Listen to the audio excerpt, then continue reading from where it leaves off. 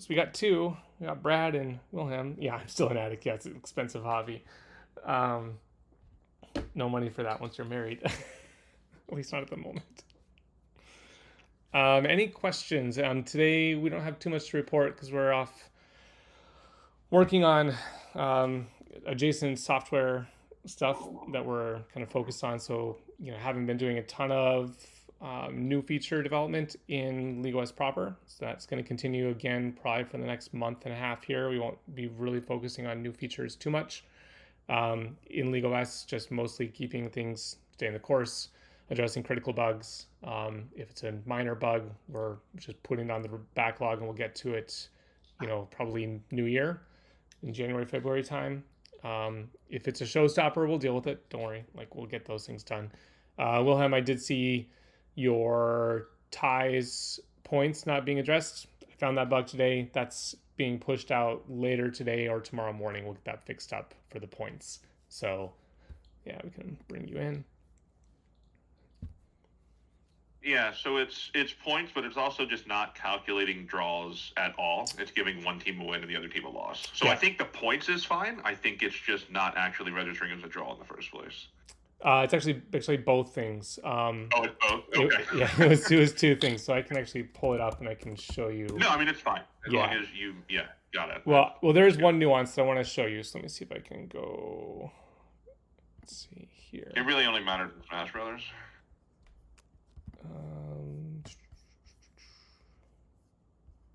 I'll be stepping away for a little bit, guys. But yeah, because it was in your AAA varsity. I think you had the. Yeah, there's more and more that are popping up.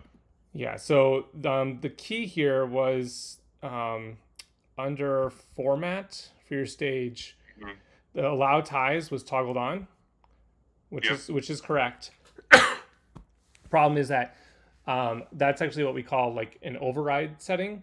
And so if we go to our matches and we go to let's say match 5, if you go to the match config area, there's this overrides. I think you made the state or made the matches when it was set to no ties. And so the tie possible needs to be flipped on. So the way to fix that, if you don't need to worry about it for everything, because there's two bugs here. Okay. One is I do need to keep that override because we do have scenarios where ties are not possible, and eventually I'm imagining it being pushed into extra rounds, and something I want to make sure I account for. Sure. But for match 30, I think was the one we were looking at, which was Snyder. Yeah, this was set to no ties. I switched it to tie possible, saved that, and now you get the tie at the top. Okay. And so that's being done correctly. And then from there, the bug that I have is that under format, you should be able to change this allow ties and click on this update all button, and that will reset all of the matches. So if you so if you make a change to these, because there are some leagues that have come through and have changed, the best of games to 5 or 3 or something. The update all should go through, and I'm not sure. I need to review the logic there because that was slammed in really quickly to help another league with 500 matches, and they made a mistake and they needed to come through. So this was a quick fix for them, but it obviously has a place to where we need to address it. So I'm going to address that bug to where we can fix that. So, but now that is in place. That was one bug. This wasn't working. I'll fix that up. But then this one is getting updated. The points for tie. This one was not being added. Currently. Yeah, it was not being added. So I've changed that code to actually reflect and there was another couple nuances in here. And so then the new stuff is actually going to look like, let me see. I can show you. I've added some helper context to this stuff because, I've added a bunch of Oh, yeah. Okay. Yeah, because some people were putting in negative points for match loss, and it's now it actually add points. It needs to be positive value. It's just points lost. Yeah. So add a little clarity there. So 0-2 things. So that this will all be pushed out here either tonight if I'm feeling ambitious, or I'll do it tomorrow morning first thing. Okay, cool. Yeah, I mean, as long as we got it, this is just the last week, so we want to make sure we wrap up standings. So definitely next week, as long as it's good, we're fine. Yep, for sure. Real quick, sorry to interrupt. Can you guys hear me? Mm-hmm. Okay. Wilhelm, I don't know if you're hanging around, and I have to duck away in just a second, but one thing I wanted to ask you live, do you guys seek graduation year or something of that kind currently of all your users? I can't remember if you guys do or not. We're looking at kind of making that a new across the board standardized thing to have that. I mean, we don't currently collect it, but Okay. We'd like it's to not like a deal breaker.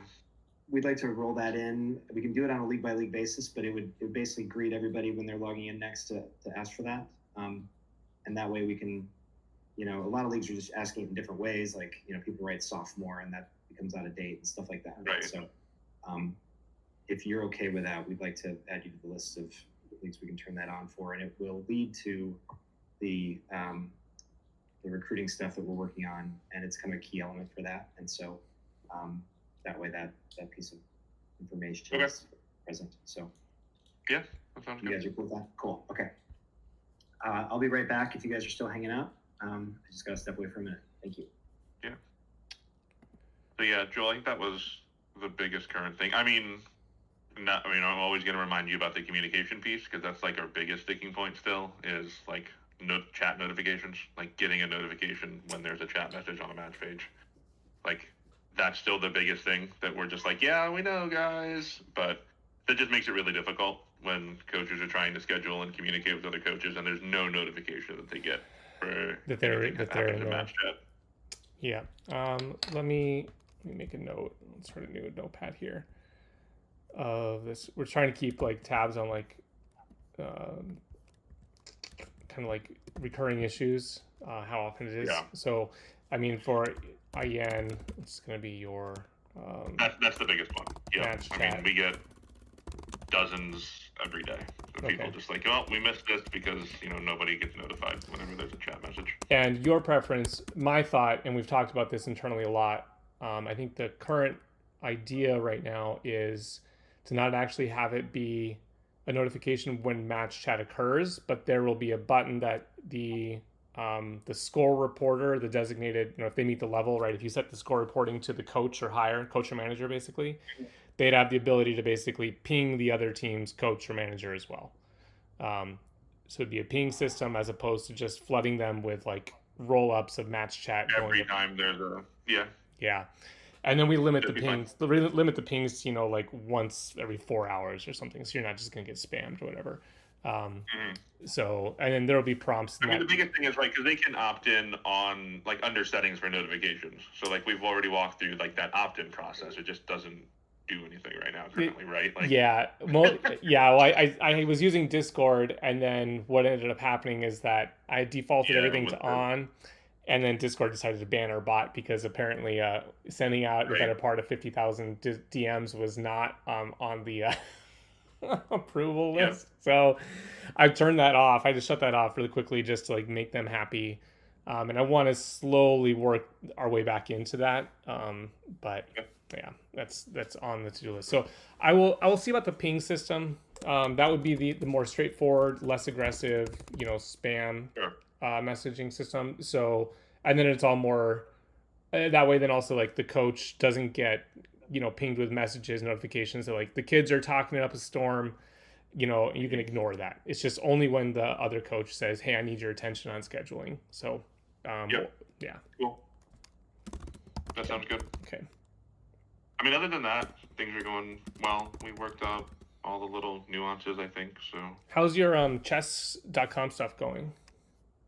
Yeah, I mean, it's fine because chess.com is mostly just on chess.com, right? We're not using LegoS to generate the bracket because it's all built in. Yeah. Tetris is going better than I expected, honestly, because that we are using LegoS to do the Swiss. And then it generates matches. The kids are right in. They just, use the chat to tell each other what their name is on Tetrio, and they just go and do it. And match reporting and stuff is good. I just made a Google sheet for our score results because I know we didn't work on scoring for Tetris yet, which is fine. But that wasn't a big deal. So it's going fairly well. We do have the Tetrio Connections account there set up. I don't know if you've seen, I don't know if you saw that. No, we have not put in. So I think it's just that you type in your name, hit verify, and then it goes and it verifies it against the API and pulls in it. That's about all it does, though. Just make sure that it's there. So then you can put it on the when you're playing your And the match. requirement, yeah. Yeah, you put the requirements if you need to, but then under the match, you'll have it on the kid. It'll show up on their profile there. So if that's of interest, you're welcome to do that. Yeah, we can do that next time. I'm curious where you guys are at. I'm working on. You guys still have the default trophies. You've made we haven't done anything with trophies. some badges. I made state champion badges for last year, so we awarded those to schools. Okay. I need to make some tools to better manage these things. Because I want our trophies are actually the ones I'm more interested in getting, as opposed to the badges. So they're a little bit different. You can have one for both. There's kind of some nuances, but we're working through some of the design philosophies. But the trophies are going to be kind of a big deal in a couple months here, and so I want to make sure that we kind of see where everyone's at, kind of do an analysis, and then provide the best process. Do you have historical data from previous years, like the last 1-2 years? Yeah. Nice. And those are the ones you had done for. Yeah, those are just what I did for last year's state winners. So you have A, double A's. Yeah, AA and AAA for 4.5, 5 titles here. Okay. Did you go back further than that even? Do you have 21, 22? I can. I mean, we haven't, but I can go back and get more data. Yeah. Trying to think about how I'd want that data preserved. Don't get too far into it. I will provide a better solution when we get to that point here in the next couple weeks, for how to get that data entered. So, yeah. Okay. I got a couple questions from Brad here, so I'll kick you out. Yeah, I'm gonna dip out. I think I'm good. Thanks for the help. Yep. Let's see.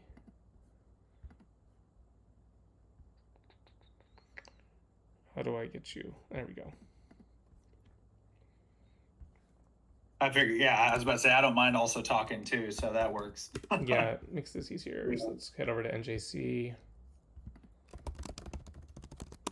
And I think, like, for the most part, by the way, I don't think I've actually really kind of expressed my feedback of the platform so far, but like, I think I speak for me and Matt when I say that so far we are really enjoying, what you guys have kind of built here. Like, it's great. And it's just made things a lot simpler for us. And even we were talking about it today. I think one of the big things for me is, I've been a gamer for a very long time. Mm-hmm. And I think the original intent, I know you guys built this for y'all's drone racing, but I mean, it feels like it's for gamers. So it's really easy to understand. And the tooltips alone, thank you guys for putting in tooltips. There's a lot more tooltips to be added, I'll tell you that much.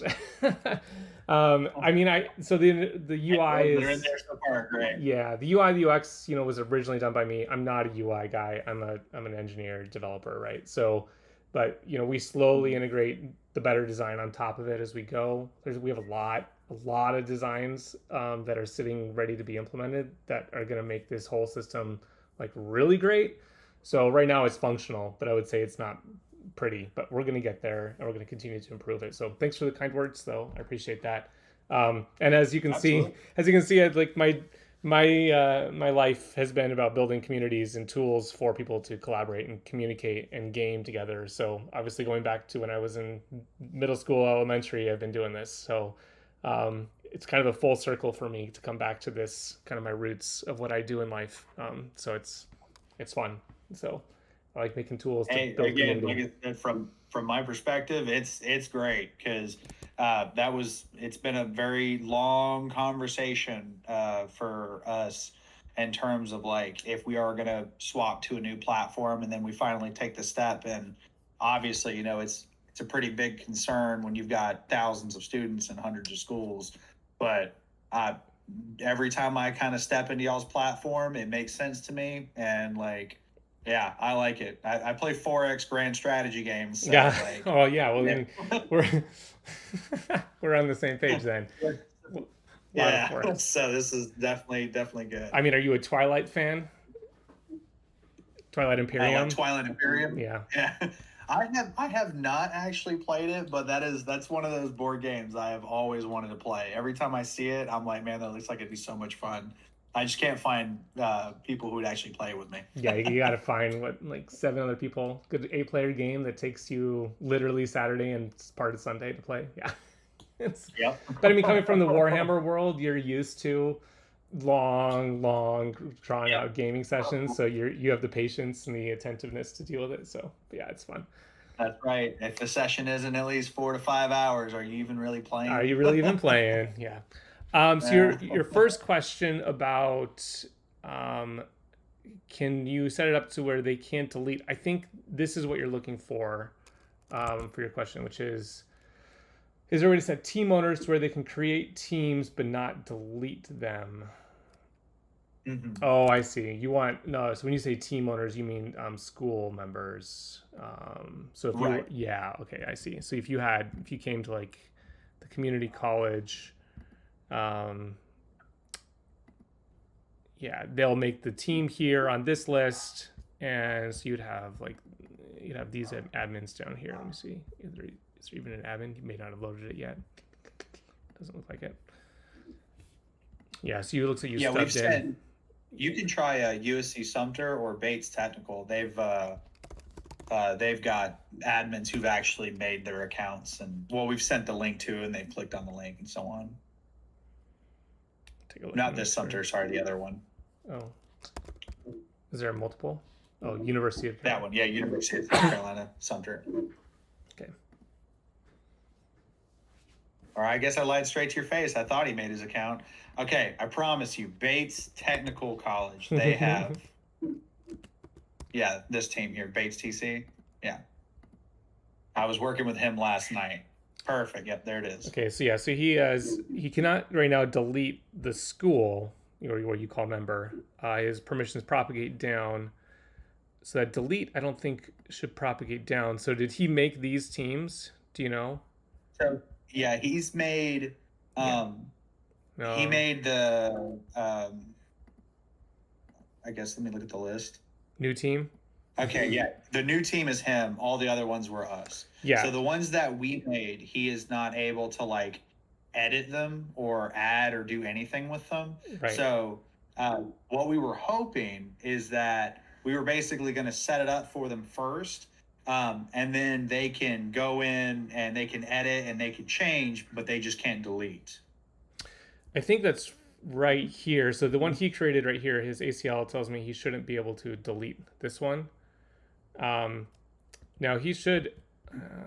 When did he get this one though? He probably would have done this one like last night or something, I think. Yeah, let me just double check this. That the permissions should have flip that on there. You know, actually, I think that kind of still answered my question though, because the ones that we created, yeah, click on one of those. There you go. Now he's is it only that?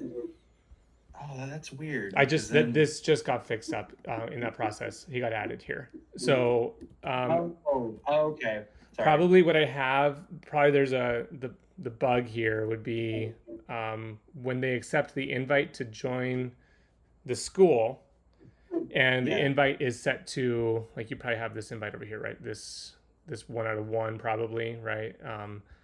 This one is probably propagating that role, that ownership role, all the way down to the teams. It's probably not doing it on join. So I need to fix that. So let me just do that and make your life easier. Oh, okay. I see what you're saying. Bug fix for NJC. This has been kind of a recurring area, problematic area for us. Let's see, invites to group ownership.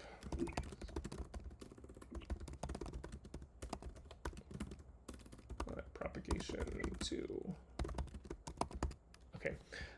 So now if I go back to like the teams though, because I switched it on and off. So I went to our settings, I went to the admin. So if you have somebody early on here, I just flipped on that propagate off, hit the save button over here down in the bottom right, and then flipped it back on and hit save again. And that then reapplies this particular permission to all of the teams as a part of this school. So if I pick any of them now and I jump in here and I go to the settings and go to the admin for this particular one, I'm going to see esports baits, and you'll see that it's inherited right here. So it's coming from the parent one. So if you remove the parent, it'll remove it as well. But then this delete flag is off for him, so he cannot hit this button up here. It should stop him from that. I can just triple check that code while we're just thinking about it. Just double check, because sometimes I always. But yeah, that's exactly what we were wanting. So yeah, that makes sense. Sometimes I always second guess. So then I can just go back through, and as you're doing that, of course, I can go back through and get all that corrected. Yeah.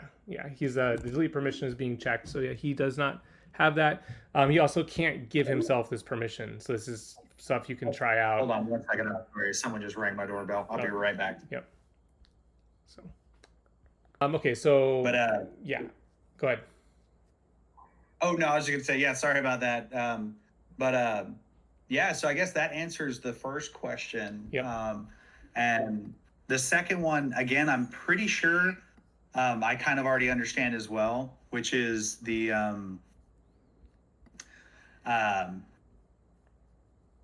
I like we see in there pretty much when you go under team registration, I believe it is.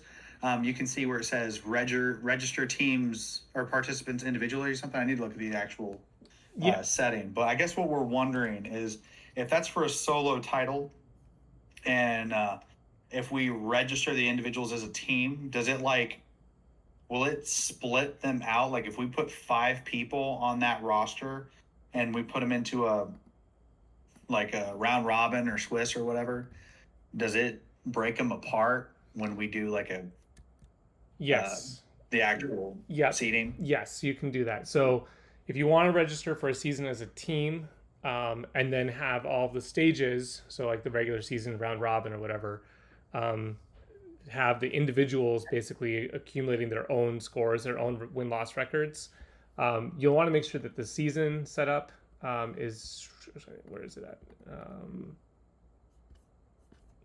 Here, I don't even know where I've moved the settings. Yeah, so team settings, you would actually set this to true, so team game title. So this is registering them as a team, so they would be, constructed outside, and the whole roster gets brought in.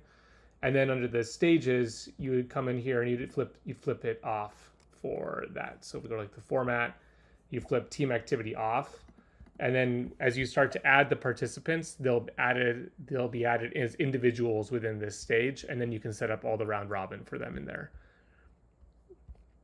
Oh, okay, but they all basically they're still tied to their member school in this case. Yeah, correct. Now the real question though is, do you want the scores for the individuals to aggregate and accumulate onto a team entity within a stage, or is that not needed at all?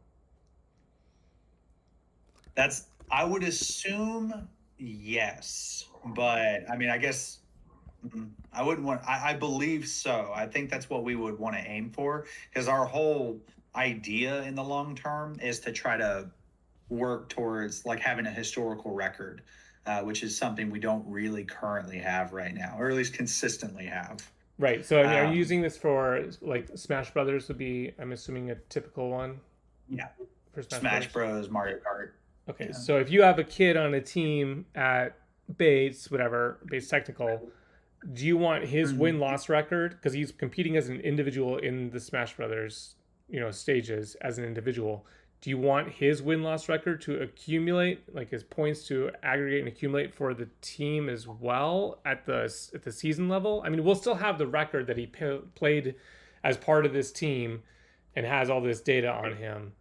Now that you say it that way, I don't think so, right? Because then that would be kind of weird, because it would add all of the play, although they'd be playing individually, it'd be adding all of those scores towards the member college. Yeah. And that's not that would probably, no, I don't think that's how we would want to. Okay. Yeah. So for example, what I just described is what you want. You'll have the season will be set to a team activity, and then you turn the stage off. You flip it to the opposite.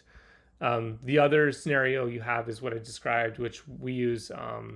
That other scenario was built for Illinois, and let's go here, for basically Fortnite. So they were playing solos, and so that's where you have a giant battle royale. Oh, backwards. And you have, in this case, the better part of how many kids, I don't even know how many kids, a lot of 35th ties there. Better part of 70, 80 kids in a single match. And so you can flip on free-for-alls. And so then they're still competing as a team, but every kid gets scored individually and is ranked individually. And then those scores aggregate up. So they have multiple games here with scores for every single kid. But then when you look at like match one, right, I see the teams and I see their aggregate scores over here for who won what, basically. Does that make sense?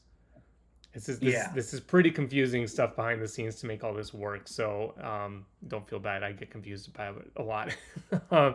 So here's and you can look at all of the members, have their own scores, elims, total scores, dominance values, and then their teams have their aggregates. And they even had we even did custom code on this to where we were taking, let's see, scoring. Yeah, like the scoring here. You can write your own little JavaScript here. So if you're first position, 10. If you're between 2nd and 5, you get 7. Between 6 and 15, you get 5 points. 16 and 25 get 3. Everyone else 0. And then you get a point for every kill as well. And then let's see the season format. Where was the processing? Custom points. Brad, I'm going to take off a little early, but I will share that copy paste information about the roundtable on Monday with you. Absolutely. So it's it'll be in Markdown. I just can't remember how to give it to you in Markdown, but as soon as I remember that, I'll send it to you. And then if you could drop it in your Discord, that'd be great. Absolutely. Can do. All right. Glad you guys were able to bond over all your stuff today. Yeah. Anyway. Yeah, so I would focus on just registering as a team and then split the stages out. So keep everything team registration oriented, and then as we get close to generating the schedule for Smash Brothers, just make sure you ping me, and we'll get all that squared away. So cool. Yeah, like I think Indiana does that for like their Tetris stuff, if I'm not mistaken. So I go to their rosters page for the season. Yeah, so like they have all the kids come in on all the rosters in here. And then if we head into the stages, we can take a look at week 1. They split them out, but here's all the individuals, all in like a giant round robin, 90 matches, one-on-ones. So they register as a team. They get broken out though into individuals for each week over week. So perfect. Yeah, that literally answers the question, because that was one concern that I think we had asked about it before, and you guys already kind of explained that it would work out that way. I think we just couldn't quite remember. Yeah.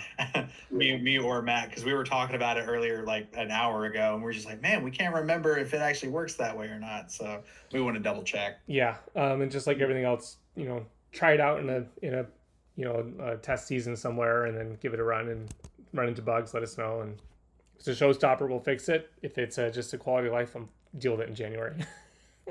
Perfect. Kind of the plan at the moment. So yeah.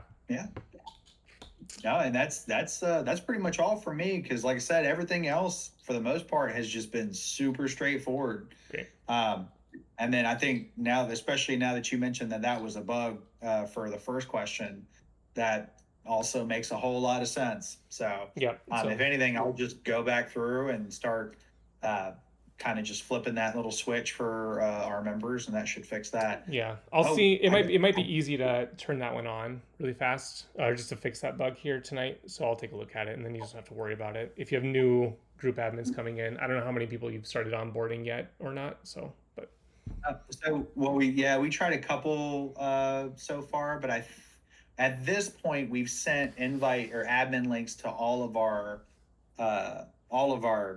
main admin administrator contacts for each team. But I mean, as we clearly just saw, there's still quite a few who haven't even really fully made the switch yet. So they're still focused on playoffs. Yeah, and they'll do it last minute, and then they'll complain because there's too much work involved and they didn't give them enough time. And we'll be like, no, we totally gave you enough time.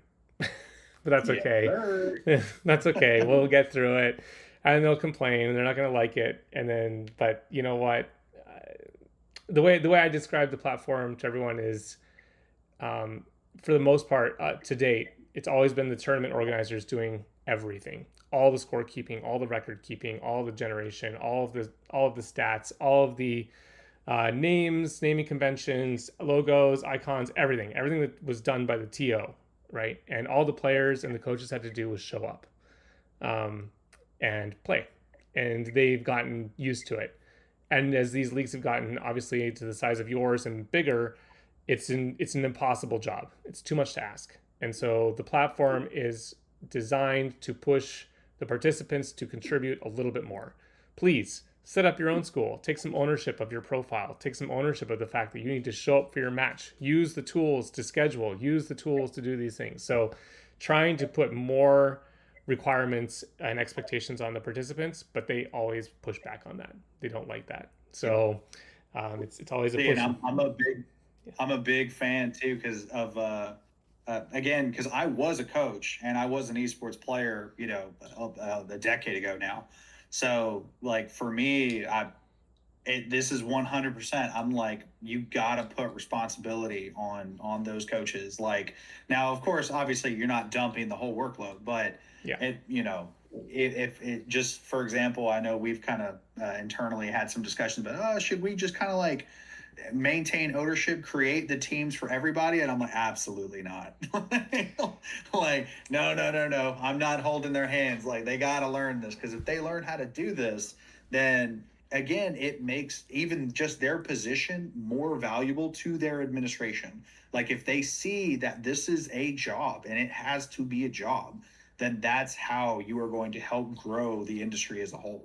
Yeah. And for you coming from the NJC, the 2-year schools, we have a lot of cool stuff rolling out for you guys here in the next month specifically, that is outside of the League OS proper, but on like the recruiting side. I don't know if you've seen some of the previews that we've been, disclosing to some people behind the scenes to kind of get early feedback, but it's going to be baller. So there's going to be all the more reason for those coaches to take ownership of their school, their membership, keep their players, up to date, who's on the team, who's on what team, what are they doing, all of the things. It'll be a tool set for them to grow their program, not just compete. And so there's some really good stuff coming. So that's yeah. And then, like I say, that's always good to hear. So far, all you guys have said to me is just good stuff. So, where are you from, so Brad? I'm excited.